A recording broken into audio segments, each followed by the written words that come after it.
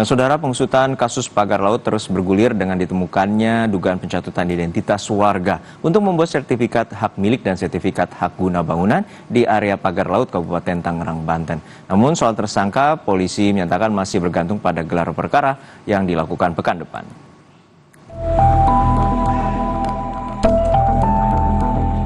Dugaan pencatutan identitas warga untuk pembuatan sertifikat didasari temuan polisi di rumah Kepala Desa Kohod Arsin dan kantor Kelurahan Kohod.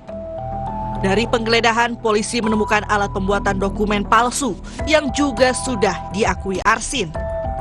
Polisi juga menyita 263 warkah tanah dan sejumlah dokumen untuk mengajukan SHM dan SGB di area pagar laut.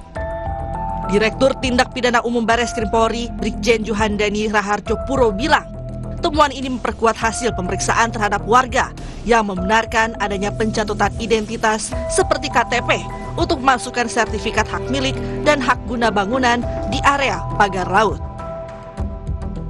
Sisa ataupun sisa kertas yang digunakan yang kita duga dan kita melihat identik dengan kertas yang dipakai girik yang digunakan sebagai alat untuk warkah. Dan ini sudah kita dapatkan dari keterangan kepala desa maupun sekdes juga mengakui bahwa alat-alat itulah yang digunakan. Dari hasil pemeriksaan yang sudah kita laksanakan terhadap beberapa warga, memang benar dipakai, dicatut namanya dengan meminta KTP, fotokopi KTP yang akhirnya dimunculkan dalam surat-surat ini. Sementara warga itu tidak mengetahui dan menyatakan tidak memiliki, menguasai tanah tersebut. Namun, warga yang dicatut namanya tidak mengetahui dan menyatakan tidak memiliki tanah tersebut. 14978.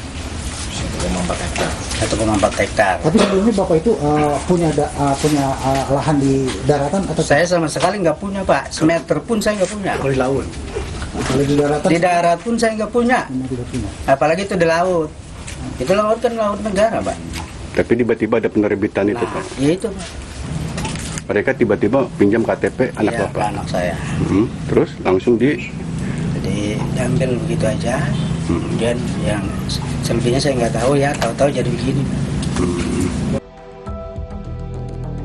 Hingga kini, 44 saksi dari warga hingga kementerian telah diperiksa.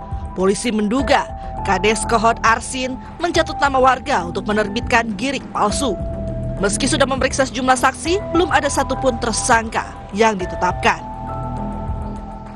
Dalam proses ini sudah melakukan pemeriksaan terhadap 44 saksi.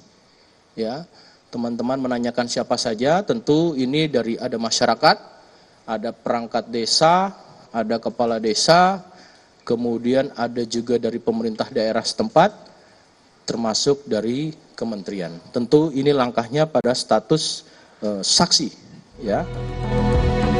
Sementara itu, Lembaga Bantuan Hukum PP Muhammadiyah yang melaporkan kasus ini ke polisi meyakini keterlibatan Kepala Desa Kohod Arsin dalam pemagaran laut di Kabupaten Tangerang.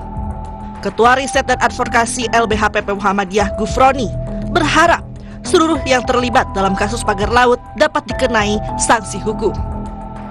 Kami sangat berharap untuk segera ada pengumuman siapa saja yang dijadikan tersangka dalam kasus pemagaran laut dan juga soal HGB dan SHM yang kemudian terbukti palsu. Yang sedang diusut ini kan untuk Desa Kohod ya. Kita belum mendengar apakah 16 desa juga termasuk yang masuk dalam tahap penyidikan ini. Karena sebagaimana yang sudah beredar bahwa 16 kepala desa juga diduga terlibat dalam pemalsuan dokumen ya. Seiring dengan proses hukum pagar laut, pembongkaran pagar laut di perairan Kabupaten Tangerang juga memasuki tahap akhir. Hari ini, TNI Angkatan Laut akan menutup proses pembongkaran pagar laut yang sudah berlangsung sejak beberapa minggu lalu. Dari total pagar sepanjang 30 km, tersisa pagar laut sepanjang 1,36 meter yang akan diserahkan TNI Angkatan Laut pada warga dan nelayan setempat untuk dibongkar secara mandiri. Tim Liputan Kompas TV.